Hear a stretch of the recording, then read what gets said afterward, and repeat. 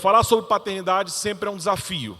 Para qualquer um falar sobre paternidade é um tema muito complexo, profundo.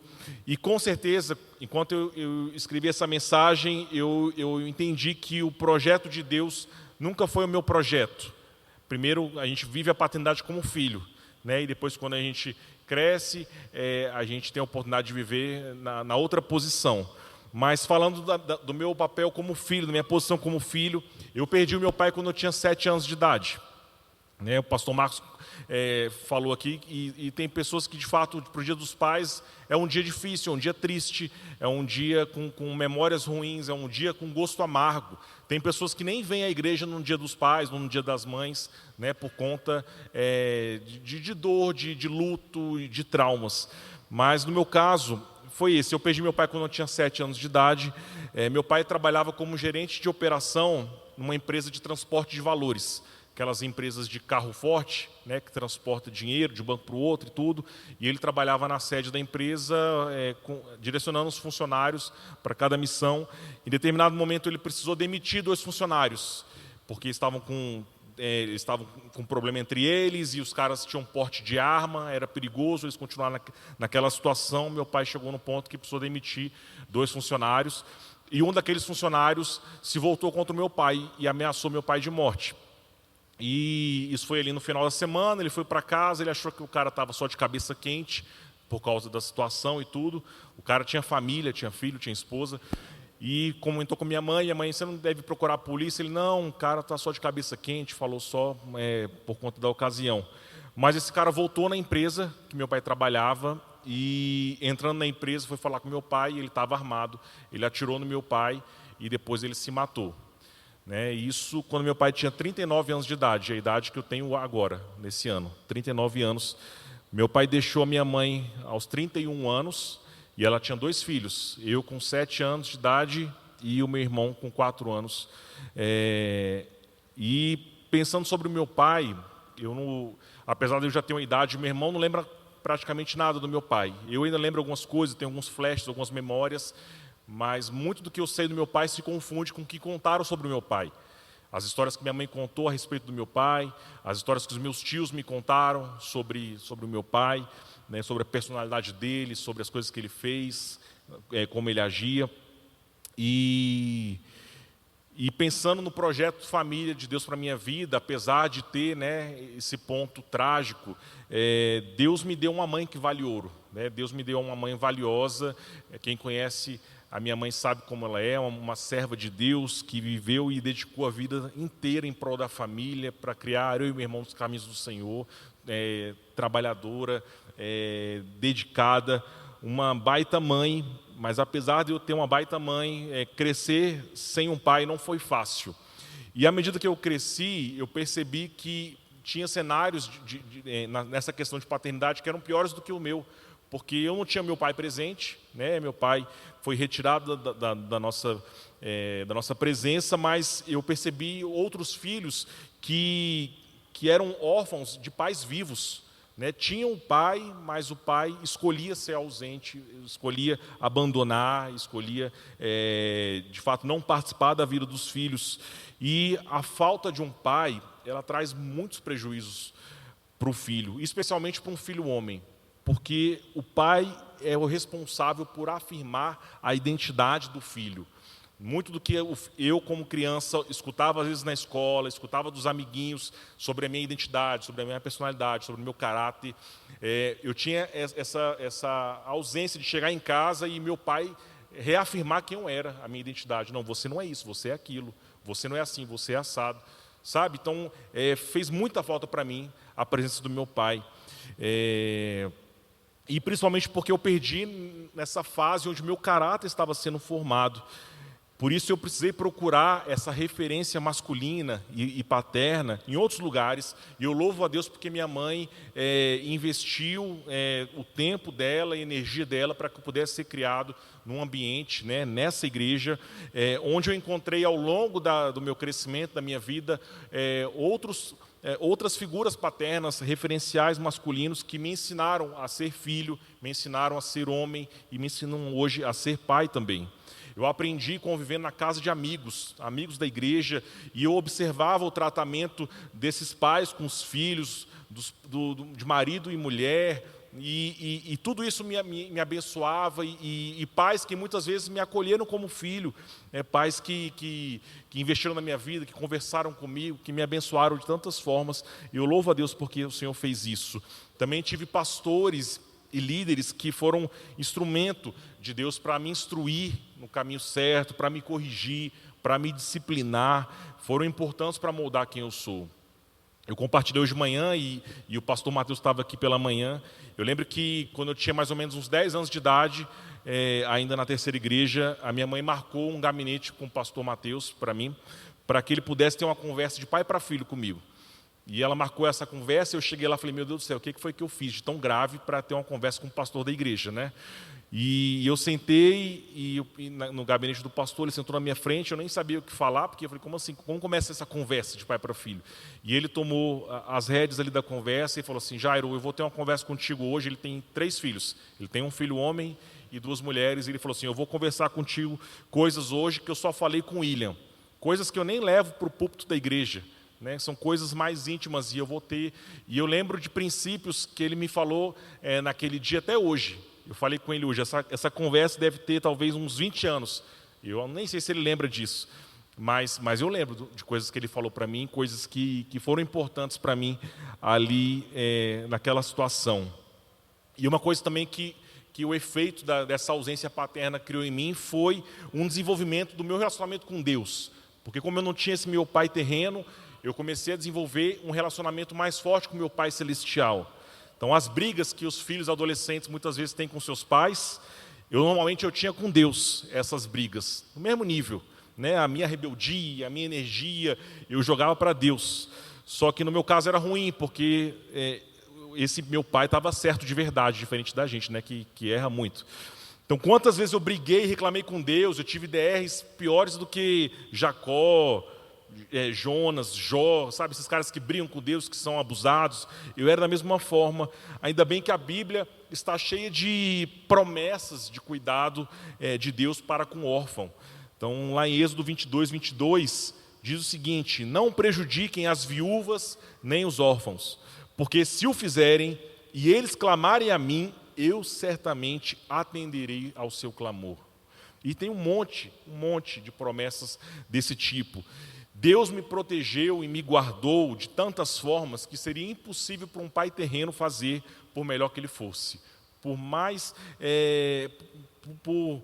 atencioso, mais responsável, mais amoroso, um pai terreno às vezes exerce uma posição paterna também. Eu demorei 3 anos para aceitar esse desafio, mais uma vez eu brigando com Deus. Não, Deus, você está viajando. Não, Deus, tem coisa melhor para mim. Você errou, mas Ele venceu, como sempre, né?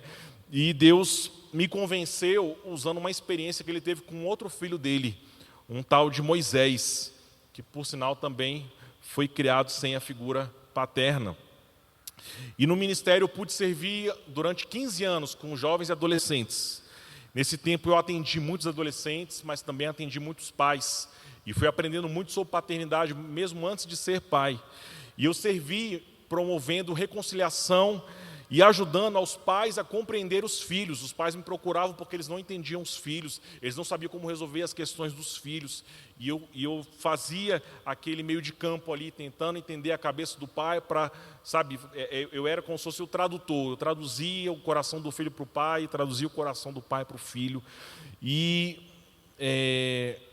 Então eu vivi essa experiência toda até que finalmente no dia 8 de janeiro de 2023 eu pude viver a minha primeira experiência com a paternidade, segurando pela primeira vez o meu filho Eliseu. Hoje eu tenho 2 filhos, o Eliseu tem 2 anos e a Esther tem 5 meses. E tadinha, hoje no dia dos pais ela tomou 2 vacinas.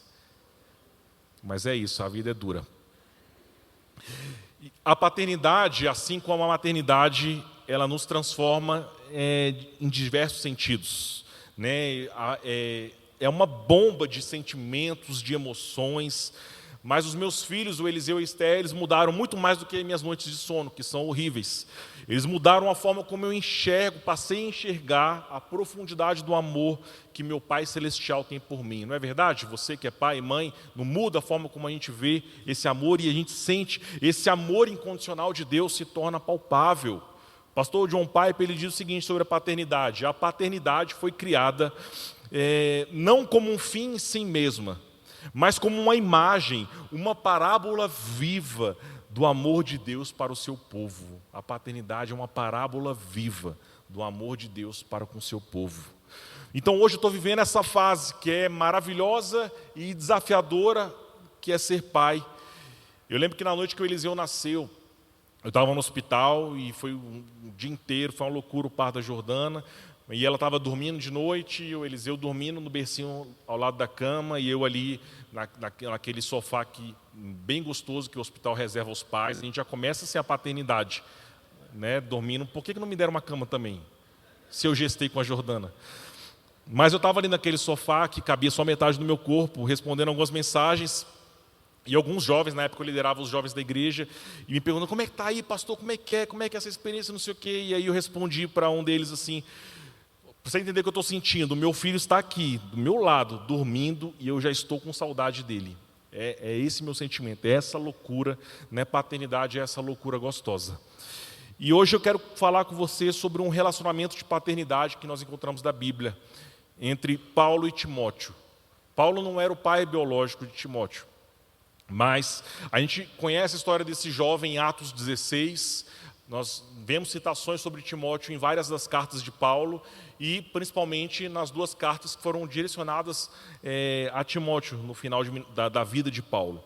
Timóteo era um filho de pais de origens, etnias diferentes. Conta que o pai de Timóteo era grego, provavelmente não convertido, e a sua mãe e a sua avó que foram responsáveis por instruir, né, ensinar e formar a vida de Timóteo, eram judias convertidas. Encanta por esse jovem, alguma coisa ali no coração de Paulo despertou em relação a esse jovem, e Paulo resolve fazer um convite para que ele pudesse acompanhá-lo na sua nova jornada, na segunda viagem missionária, para que pudesse discipular esse jovem, investir na vida dele, e ele vai. E esse relacionamento, nessa viagem, esse discipulado, pouco a pouco foi se transformando, se desenvolvendo num amor paternal de Paulo para Timóteo. Nas suas cartas, Paulo sempre se refere a Timóteo como seu filho na fé, o seu filho. Na segunda carta ele fala: a Timóteo, o meu amado filho. Na primeira carta, a Timóteo, o meu verdadeiro filho na fé. Lá em 1 Coríntios, ele escreve para essa igreja dizendo assim: por essa razão estou lhes enviando Timóteo, o meu filho amado e fiel no Senhor. Era assim que ele apresentava, era assim que ele se referia a Timóteo, meu filho. Historiadores estimam que Timóteo conviveu com Paulo por 15 anos de relacionamento. Eles estiveram juntos até os momentos finais de Paulo. E hoje eu quero compartilhar 3 conselhos que Paulo deu para o seu filho na sua última carta. Imagina você, pai, imagina você, mãe, tem a oportunidade de escrever uma carta com conselhos para o seu filho. A última carta, sabe, chegou meu fim, eu preciso escrever algumas coisas sobre qualquer coisa. O que você colocaria nessa carta para o seu filho? Paulo fez isso, teve essa oportunidade de escrever a sua última carta, e por isso que esse é o tema da minha mensagem de hoje, a última carta de um pai para o filho. Acompanha comigo e abra na sua Bíblia, segunda carta de Timóteo, capítulo 3, nós vamos do versículo 10 até o 17. Eu quero dizer, Edri, que o tempo está parado, então eu vou pregar até meia-noite, porque toda vez que eu olhar lá está 40, e eu acho que eu tenho 40, e aí beleza? 2 Timóteo 3, 10, 17. Encontraram? Amém? Vamos ver o que Paulo escreveu para o seu filho.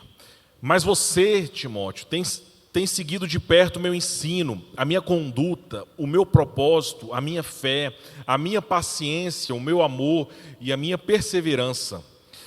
As perseguições e os sofrimentos que enfrentei, coisas que me aconteceram em Antioquia, Icônio, Listra, quanta perseguição suportei, mas de todas essas coisas o Senhor me livrou. De fato, todos os que desejam viver piedosamente em Cristo Jesus serão perseguidos. Contudo, os perversos e impostores irão de mal a pior, enganando e sendo enganados.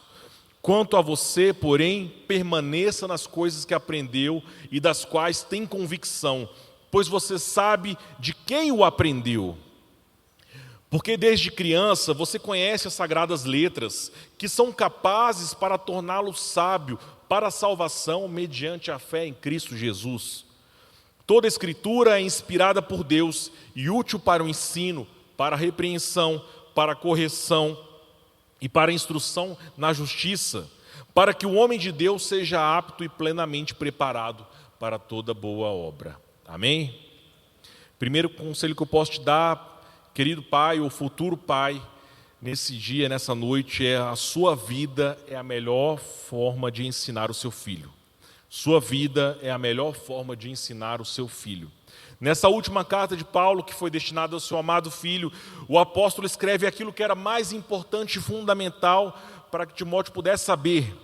Eles não teriam mais viagens, ele não teria mais tempo para ensinar, tempo de aprendizado, tempo juntos, tempo livre. Não tem mais, o tempo chegou ao fim. Então Paulo escreve preciosos conselhos que seriam necessários para o futuro do seu filho na fé. Eu não vou estar mais contigo, eu vou passar, mas eu preciso deixar alguma coisa que sirva para você nos momentos mais cruciais. E Paulo então começa apelando para a memória afetiva de Timóteo. Lembra, você tem me seguido de perto, Timóteo. Então lembra do meu ensino, a minha conduta, o meu propósito, a minha fé. E por que Paulo faz Timóteo lembrar dessas coisas? Eu fiquei pensando quando eu estava lendo esse texto. Qual que era a motivação de Paulo para lembrar essas coisas? Para que Timóteo pudesse imitar o comportamento do seu pai. Ele está resgatando coisas que ele viveu com o filho e ele deseja que o seu filho pudesse replicar esse mesmo amor. Eu quero que você pratique esse mesmo amor, essa mesma paciência, a mesma perseverança, a mesma fé. Paulo foi um excelente escritor. Boa parte, ele era um tão bom escritor que boa parte do Novo Testamento, o Senhor confiou para que ele pudesse escrever.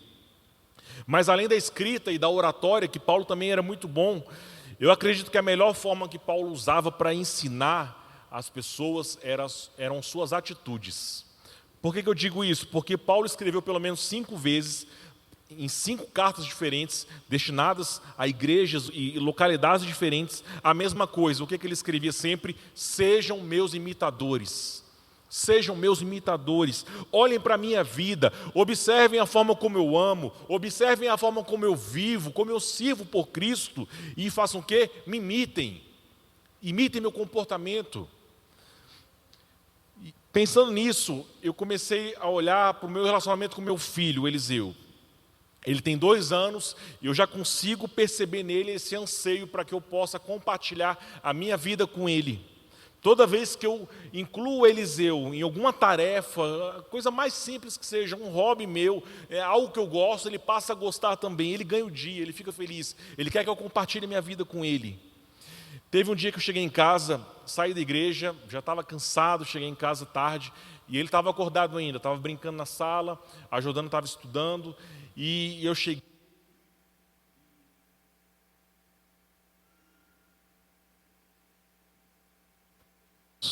Aí voltou.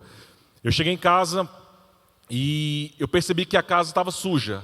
A diarista vai uma vez por semana, ainda tinha alguns dias. Eu falei, meu Deus, se for esperar a diarista chegar, a gente vai estar enrolado aqui. Aí eu falei, vou pegar o aspirador de pó e vou resolver isso. E resolvi chamar o Eliseu. Eliseu, você quer me ajudar? E claro que quer ajudar, tudo vira brincadeira para ele. Mas esse convite foi horrível para mim, porque ficou muito mais difícil. Aspirar a casa já não é tão gostoso. Se você gosta, você está convidado a ir na minha casa, dia sim, dia não, para resolver lá os nossos problemas. Mas eu fui lá aspirar a minha casa e o Eliseu junto. Então, aí imagina aquela loucura, uma criança segurando o aspirador na minha frente, o cabo enrolando nele, enrolando em mim e indo nos cantinhos, ele ia junto, eu voltava, sabe? Eu saí suado daquela atividade. Quando eu terminei minha casa, eu estava morto, porque eu percebi que naquele dia dia eu pratiquei o CrossFilho. Eu não sei quantos aí também praticam esse exercício, né? E eu estava assim morto, cansado, era coisa que eu levaria um tempo, eu levei 10 vezes mais. Mas quando terminou aquela ação, quando eu botei o Eliseu para dormir, eu fiquei pensando, né, nessa simples prática rotineira, e eu vi tanto aprendizado e ganho. Eu passei tempo com meu filho, eu ensinei ele a cuidar da casa, a importância de cuidar da casa, eu me conectei mais com ele, e é isso, esse é o nosso trabalho com os nossos filhos. O nosso trabalho é dizer para os nossos filhos: filhos, sejam meus imitadores, seja meu imitador como eu sou de Cristo, meu filho. Paulo preparou Timóteo fazendo o que ele precisava fazer com ele. Ele ia numa viagem e falou: Timóteo, você quer vir junto? Né? Ele não inventou um roteiro novo, vou pensar aqui numa programação com o Timóteo, não. Ele foi fazer alguma coisa e ele trouxe Timóteo para fazer com ele. Você vai fazer comigo isso. Eu vou plantar a igreja, você vai plantar comigo. Eu vou evangelizar, você vai evangelizar comigo. Eu vou sofrer, você vai sofrer comigo. E isso credenciava depois Timóteo nas missões que ele precisou fazer sem o pai dele. Quando Paulo escreve a igreja de Filipe, lá no capítulo 2, 22, olha Paulo falando para a igreja: mas vocês sabem que Timóteo foi aprovado, porque ele serviu comigo no trabalho do evangelho, como um filho ao lado do seu pai. Timóteo serviu como um filho ao lado do seu pai. A verdade, querido pai que me escuta nessa noite, é que seu filho vai seguir, vai aprender com o seu exemplo. Quer você seja intencional ou não, eles observam tudo, os nossos bons e os nossos maus hábitos. E o seu relacionamento com o seu filho vai impactar diretamente o relacionamento dele com um Pai Celestial. Quando eu assumi os adolescentes na igreja, a gente começou uma série sobre paternidade de Deus, e eu percebi que não estava tendo efeito porque muitos dos meus adolescentes tinham problema com os pais. Especificamente com o pai, não com os pais em si, mas com o pai.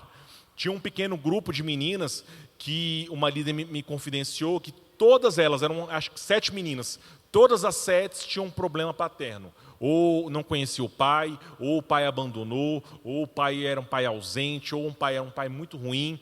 Todas elas. E aí, como é que eu vou ensinar para os adolescentes a amarem Deus como pai se a palavra pai representa algo ruim? Representa algo de dor, algo de ausência. E então a gente resolveu fazer um evento com essas meninas. A gente divulgou para os adolescentes, né, que teríamos um evento, noite de gala das meninas. E aí aquela meninada toda se inscreveu, elas iam se arrumar, botar o melhor vestido, maquiagem, cabelo e tal. Mas paralelamente a gente ia fazer um jantar de pais e filhas. Elas iam encontrar os pais nesse jantar, mas elas não sabiam que iriam encontrar. E a minha equipe começou a entrar em contato com cada pai, com cada mãe, para poder, né, que esses pais pudessem estar nesse evento de uma forma surpresa. E tinham pais que nem moravam em Brasília, compraram a passagem de avião, vieram para o evento só para poder participar, porque de fato se tornou um negócio muito importante. Algumas das minhas que escreveram não tinham pai. E a gente chamou alguns pastores da igreja para que naquele evento eles pudessem assumir uma posição paterna. Chamei alguns pastores, eles toparam e foi muito especial. E foi lindo, quando elas entraram, elas chegaram todas bonitas, a gente segurou elas no ambiente, os pais entraram escondidos para um outro lugar e foram, e a gente preparou o salão, assim, tudo lindo. Era com garçom, um menu gostoso, as mesas, decoração, os pais todos bonitos, né? Alguns mais ou menos, mas a maioria se esforçou. E quando a gente abriu as portas, as meninas subiram e encontraram com os pais, foi aquela emoção, aquela comoção, aquele choro, e lindo, e cada pai com uma rosa na mão, podendo receber a sua filha, e foi assim um memorial, um marco, né, no meu ministério e na igreja naquele momento. E muitos daqueles pais nunca tiveram uma oportunidade de fazer aquilo. A igreja teve que promover um primeiro encontro, um primeiro date de pai e filha. Então a gente colocou na mesa um roteiro de conversa, porque muitos deles nunca tinham conversado com suas filhas, né, tudo na adolescência. Então tinha um roteiro de perguntas que o pai tinha que fazer para a filha sobre, né, o que ela gostava, o que ela fazia, o que ela se interessava, e da mesma forma tinha um roteiro para a filha, perguntar para o pai, né, como foi a história dele, como foi a adolescência dele, o que ele gostava, o que ele se interessava. E foi assim, foi lindo o evento, foi emocionante.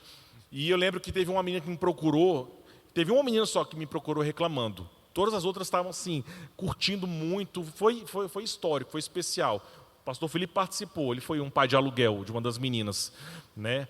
A Liz nem tinha nascido naquela época ainda, você nem tinha filha, né? E ele foi pai de aluguel. E teve uma menina que me procurou reclamando. Eu criei a expectativa de que ia ser a noite das amigas, das meninas, e aí está meu pai aqui. E eu falei, mas, eu não vou falar o nome da menina não, mas fulana, cara, é especial, olha só, poder jantar com seu pai e conversar. Sim, mas eu tenho isso toda semana. Toda semana eu saio para jantar com meu pai. Eu falei, sim, você sai. Você tem isso toda semana, mas essas meninas é a primeira vez que elas fizeram isso na vida delas. E aí ela engoliu seco e foi curtir o pai dela, assim. Porque era isso, você é exceção. O que você tem, as outras aqui nunca tiveram, certo? A primeira experiência delas.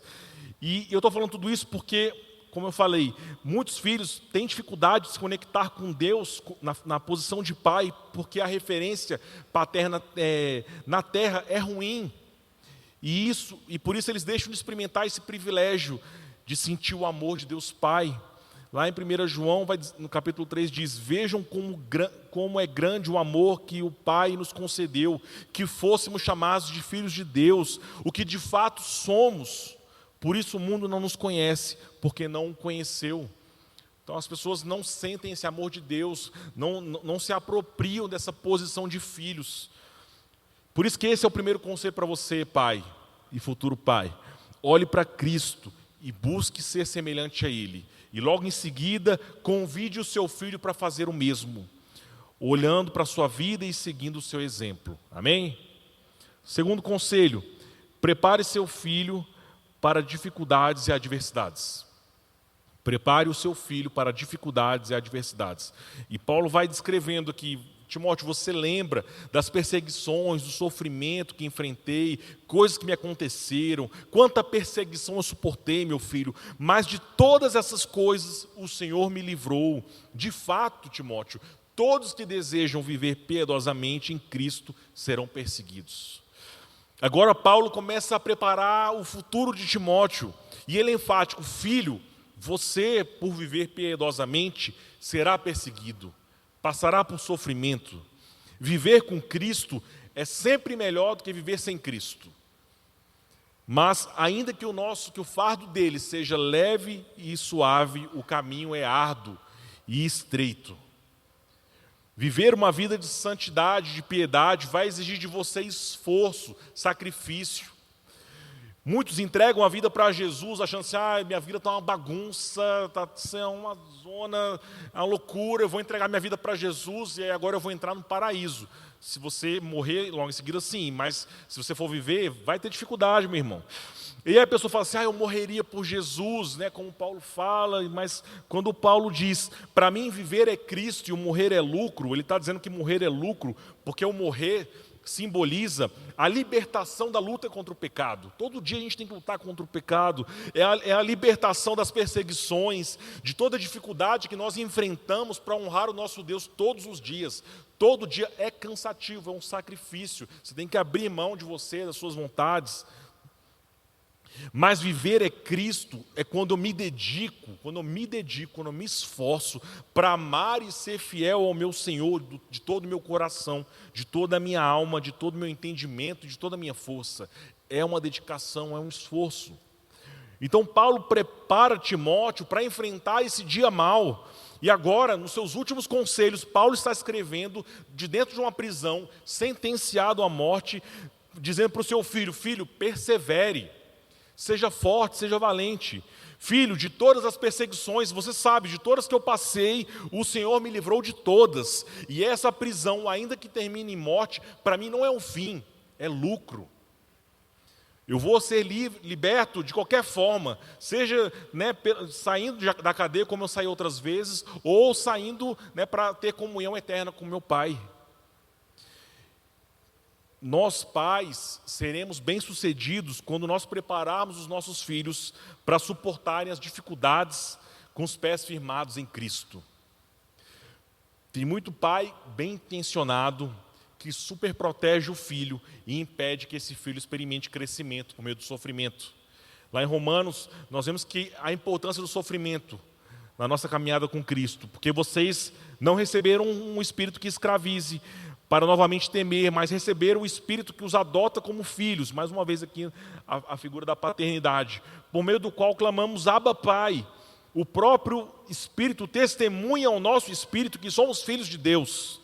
Se somos filhos, então somos herdeiros, herdeiros de Deus e co-herdeiros com Cristo, se de fato participamos dos seus sofrimentos, para que também participemos da sua glória. A gente precisa participar dos sofrimentos. O sofrimento faz parte da caminhada com Cristo. Não apenas faz parte, ele é essencial, ele é necessário. C.S. Lewis, no seu livro O Problema do Sofrimento, ele diz o seguinte: Deus sussurra nos nossos prazeres.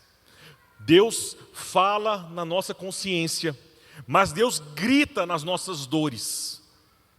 O sofrimento é um megafone de Deus para despertar um mundo surdo. O sofrimento ele vai atuar em nós de uma forma como se Deus estivesse nos chamando de volta para Ele, nos despertando de uma autossuficiência, de uma autonomia. Mas tem pai que cria o filho para ser filho para sempre. Protege tanto, cuida tanto do filho, que cria o filho para ser filho para sempre. Só que esse pai esquece que esse filho não terá os pais para sempre.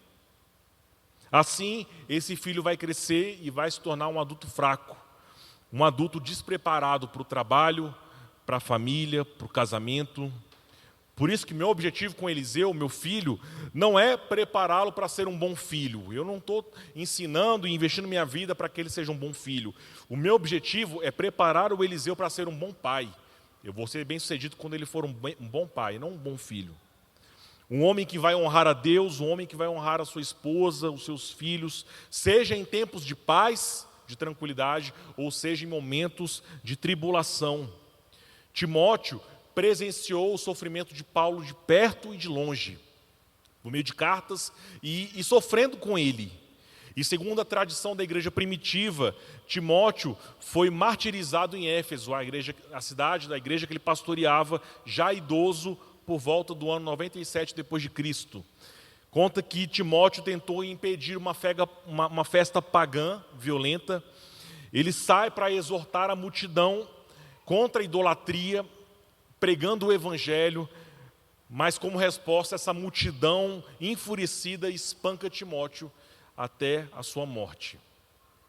A vida e a morte de Timóteo nos mostram que Paulo não preparou o seu filho somente para as viagens, para ser fiel enquanto Paulo estava perto dele. Não, mas ele permaneceu firme até o fim, enfrentando a morte por amor do Evangelho. E o terceiro e último conselho nessa noite é: deixe um legado eterno para o seu filho. Deixe um legado eterno para o seu filho. Paulo termina essa sessão dizendo: quanto a você, porém, permaneça nas coisas que aprendeu, das quais tem convicção, pois você sabe de quem o aprendeu. Você não aprendeu de qualquer um não, Timóteo, você aprendeu de mim. Porque desde criança você conhece as sagradas letras, que são capazes para torná-lo sábio para a salvação mediante a fé em Cristo Jesus. E aí começa a falar sobre escritura.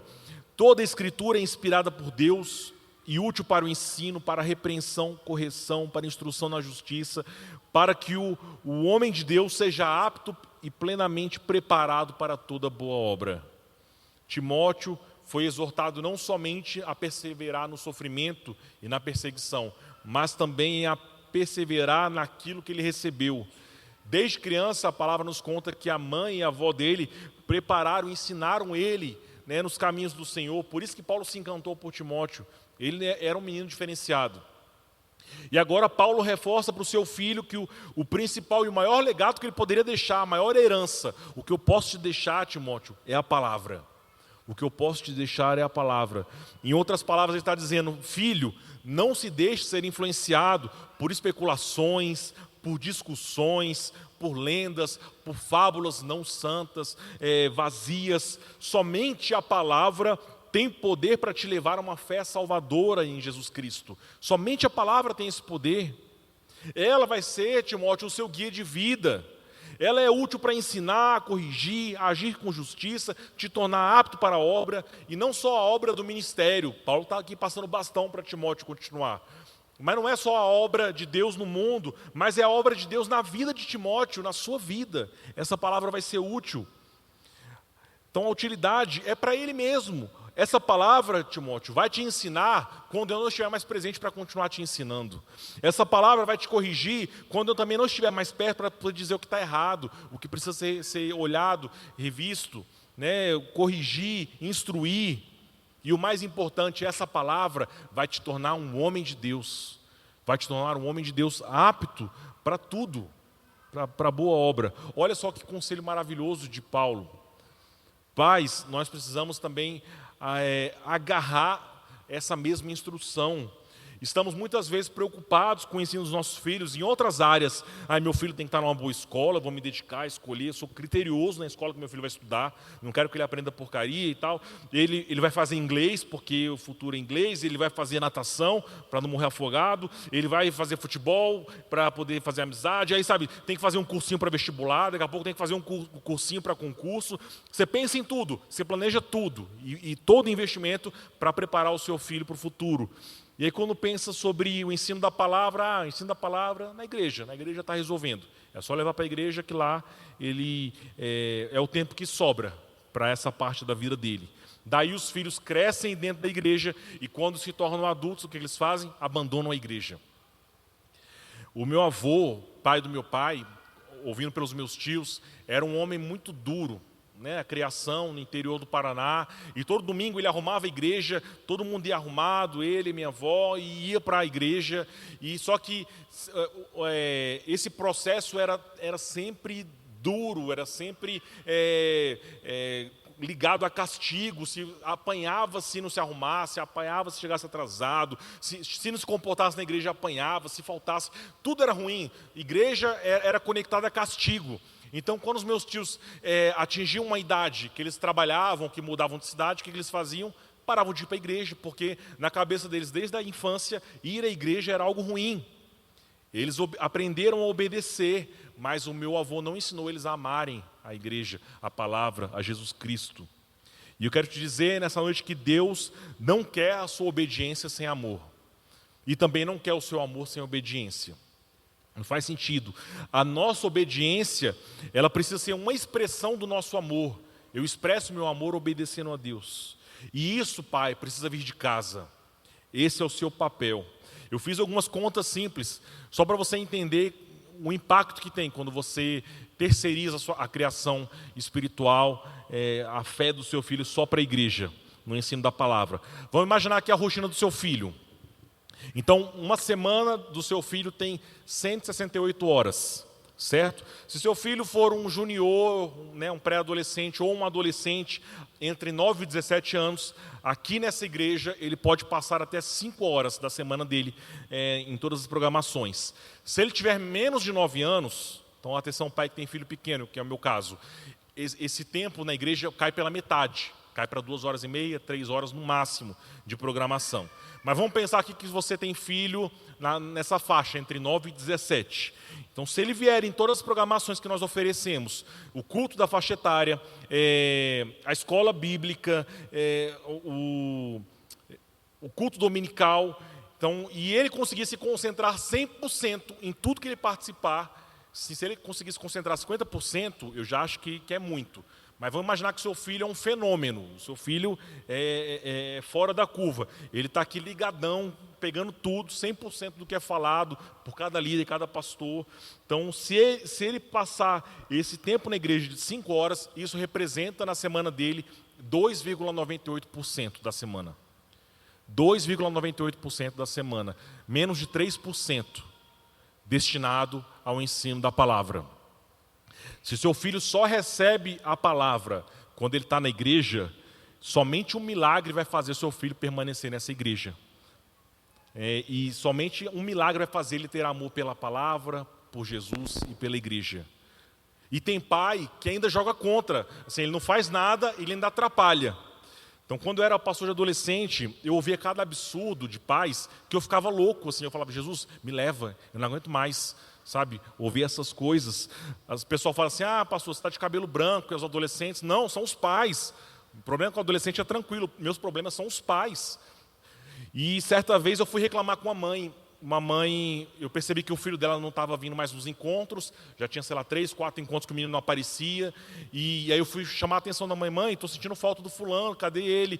Ah, pastor, é porque a semana é tão puxada, ele tem tanta atividade, na sexta-feira ele chega cansado do futebol, eu fico com dó, e aí ele fala que não quer ir, tá bom, meu filho, descansa.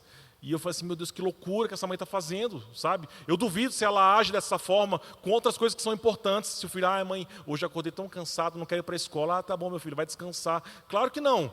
Por que ela age de uma forma com algumas coisas que ela acha importante e que a palavra, né, ser a formação da espiritualidade dele, que é fundamental, que vai direcionar todas as outras áreas da vida, ela não age com a mesma forma. E esse menino nunca mais apareceu, porque a mãe era assim, tratava dessa forma. Um outro pai me procurou falando assim, pastor, a minha filha não vai no acampamento de adolescentes desse ano. E eu falei, por que, pai, que ela não vai? Porque ela está de castigo. E eu falei assim, meu Deus, que loucura. E aí eu falei assim, tá bom, pai, então deixa eu te perguntar, quando a sua filha te desobedece, você proíbe ela de ler a Bíblia? Aí ele tomou um susto, não, pastor, claro que não. Está errado fazer isso. Então também é errado, meu pai. Pai, quando sua filha te desobedecer, você tira a comida dela, você tira o sono, você tira o oxigênio, mas você não tira nada da igreja. Aqui não é playground, pai. Tudo que eu faço aqui é apontando o seu filho para Jesus. Seja uma brincadeira, seja um filme, seja uma mensagem, um acampamento, tudo isso aqui é investindo na sua filha. Não seja louco. Aí o pai obedeceu e a filha foi. Não sei o que ele tirou, mas o acampamento ele permaneceu. E era isso. Então tem pai que joga contra. Então, se seu filho tiver a oportunidade de crescer na igreja, criar amizades, aprender sobre a palavra, esse é o maior investimento que você, pai e mãe, pode fazer, é o maior legado que você pode deixar para os seus filhos. Como Paulo disse, as sagradas letras são capazes de torná-lo sábio. O que torna sábio não é qualquer outra coisa, não, é a palavra. Ela te torna sábio para você ter fé em Cristo Jesus, uma fé que te salva. Temos que aproveitar toda a oportunidade que estiver à disposição para ensinar a palavra e seus princípios aos nossos filhos. Olha só essa passagem de Deuteronômio, como condensa tudo que a gente está falando nesse ponto. Olha o que a palavra nos mostra. Ouça, ó Israel, o Senhor, o nosso Deus, é o único Senhor. Ame o Senhor, o seu Deus, de todo o seu coração, de toda a sua alma e de todas as suas forças. Que estas palavras que hoje lhe ordeno estejam em seu coração. Aí, esse é o ensino. Olha o que você tem que fazer com isso agora. Ensine-as com persistência aos seus filhos. Converse sobre elas quando estiver sentado na cama, na casa. Quando estiver andando pelo caminho, quando se deitar e quando se levantar. Amarre-as como um sinal nos braços e prenda na testa. Escreva nos batentes da porta da sua casa e em seus portões, ou seja, em todo canto. Quando você sentar com seu filho, quando ele acordar, quando ele dormir, quando comer, quando você caminhar, quando você for fazer qualquer coisa com ele, fale constantemente sobre a palavra. Aponte a palavra, aponte Jesus Cristo em tudo que você fizer. O pastor que eu gosto, Spurgeon, ele diz sobre esse assunto: treine a criança no caminho em que você mesmo anda. Treine a criança no caminho que você anda. Se o caminho que você anda hoje é um caminho de amor ao Senhor, no final desse caminho você vai deixar um legado de eternidade para o seu filho. Amém? Quando a gente olha tudo isso, parece muito trabalho e muita responsabilidade criar os nossos filhos no caminho do Senhor, e de fato é. E quando nós olhamos para as nossas limitações, os nossos pecados, as nossas inseguranças, é comum a gente sentir medo, a gente sentir ansiedade. Será que eu vou dar conta? Será que tem alguma coisa que eu estou sendo omisso? Alguma coisa que eu deveria fazer? E nessas 2 semanas, quando eu meditava sobre esse texto, sobre esse tema, eu estava colocando o Eliseu para dormir. Eu tenho como hábito, sempre quando coloco o Eliseu para dormir, eu oro com ele. E enquanto ele adormece nos meus braços, eu continuo orando por ele, mas agora em silêncio, para que ele possa dormir. Eu começo a orar sobre ele, começo a orar pela minha família. Faço isso com o Eliseu e com a Esther. E eu orando sobre isso, sobre esse assunto, falei, Deus, o que eu posso falar para trazer esperança para os nossos pais? Porque às vezes tem aqui cenários tão difíceis, pais que estão assim já no limite do relacionamento com os filhos, ou pais que já nem têm mais contato com os filhos, né? Filhos que também estão passando por uma ausência paterna. E eu falo, Deus, o que a gente pode fazer? E ali orando, Deus me visitou e falou comigo, né? Meu Pai Celestial falou ao meu coração dizendo assim: Jairo, o trabalho é meu. O trabalho é meu, Jairo. O seu papel é deixar o caminho livre. Como eu falei, muitas vezes nós somos um referencial ruim, porque a gente atrapalha Deus, e quando a gente se comporta, quando eu me esforço, me dedico para ser o melhor servo que eu posso ser, o melhor marido, viver uma vida que glorifique a Deus, naturalmente eu vou levando o meu filho para esse caminho. E Deus fala assim: confia em mim, eu vou fazer. Na verdade, Deus é aquele que está com o aspirador de pó, e nós, pais, somos o Eliseu, atrapalhando, sabe? Tentando ajudar, achando que está limpando alguma coisa. Mas quem faz de fato é Deus que faz, é Ele que tem o poder. Ele é o maior interessado que seu filho seja bem sucedido e que possa ter um coração inclinado para Ele. Amém?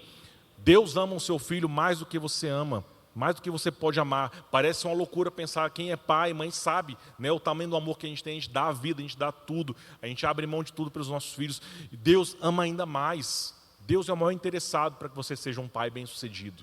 Ele vai te capacitar, Ele vai te dar os recursos, Ele vai te dar força, Ele vai te dar estratégia. Amém? Você crê nisso? Então, que nessa palavra, nessa noite, possa trazer esperança ao teu coração, para você sair daqui e se dedicar nesse projeto de Deus para a sua família, na posição de pai. Amém? Eu queria te convidar agora, você homem, se for possível, que se coloque de joelhos onde você está. Só os homens. Você que é pai e você que é homem, que não tem filho ainda, mas que sonha em ter filhos. Você que sonha em ser pai um dia. Está nos seus planos, é algo que, se você pudesse ficar de joelhos, eu quero que você agora se coloque de joelhos. E você que está perto de alguém aí, estenda sua mão. Pode colocar, se tiver alguém perto de você, coloca a mão no ombro, comece a interceder por esses homens. Vamos orar.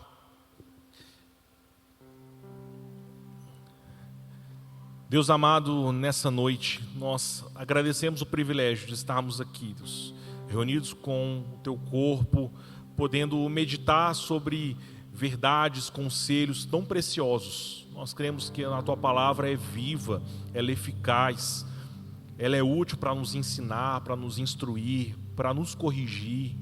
E nessa noite, Deus, eu quero colocar diante de Ti cada homem presente aqui nesse auditório. Homens que já são pais, homens que desejam, que planejam se tornar pais um dia. E eu quero pedir, Deus, por meio do Teu Espírito Santo, que o Senhor possa trazer capacitação a cada um deles. Que o Senhor possa alinhar o coração, a mente, as atitudes, Deus, para que sejam parecidas contigo, para que os Seus filhos possam ver Cristo na vida deles, por meio em cada palavra, em cada olhar, em cada carinho, em cada decisão, que se tornem homens sérios, servos, amorosos, pacientes, Deus. Deus, também peço por aqueles que estão aqui nessa noite e têm dificuldade de se relacionar contigo nessa posição de pai, porque o referencial deixado pelos pais terrenos foi um referencial ruim de abandono, de dor, de tristeza. Que o Senhor possa trazer nesse momento cura para cada coração, Deus. Que a partir de hoje o Dia dos Pais não seja mais uma data de dor, mas seja uma data de restauração, uma data de olhar para o Senhor, que é um pai que nenhum outro pai consegue chegar aos seus pés. Um pai presente, um pai todo poderoso, um pai que verdadeiramente sabe dar boas coisas para os seus filhos, um pai que nos acompanha de dia e de noite. Deus, nós queremos de fato sermos uma igreja onde nós temos bons homens que são referenciais da Tua presença aqui nessa terra, seja em suas famílias. O Senhor usou tantos homens na minha caminhada, homens que sem saber foram instrumentos para me fazer crescer, amadurecer, aprender. Que nós também da mesma forma possamos, Deus, por meio das nossas atitudes, abençoar aqueles que a gente nem conhece, só pelo amor que nós dedicamos e expressamos, e que dessa forma Cristo possa ser conhecido pelas nossas vidas, pela nossa atitude, pela forma como tratamos nossos filhos, e que nossos filhos possam crescer e se tornarem homens e mulheres fortes, comprometidos contigo, com a Tua palavra, com a Tua igreja, que amam o Senhor porque viram em nós primeiro esse amor. E não aprenderam só a obedecer, mas aprenderam a amar ao Senhor. E que vão dizer assim: o meu Deus é o Deus do meu pai, dos meus pais. Essa é a nossa oração nessa noite. nós consagramos, Pai, quem nós somos, o que temos a Ti. No nome santo de Jesus. Amém. Amém.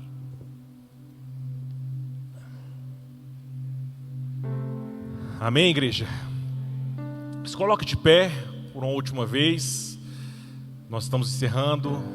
Então quero desejar para você que é pai, aproveita até 23h59, ainda é o seu dia. Se você é esposa, se você é filho, valorize seu pai. Estou brincando, né? Tem que ser sempre, né? Não só hoje. Mas Deus abençoe sua vida. Quero que você possa cumprimentar quem está do seu lado aí. Deseja aí um bom finalzinho de domingo. Deseja uma boa semana. Que o Senhor possa abençoar a sua vida. E nos vemos no domingo que vem.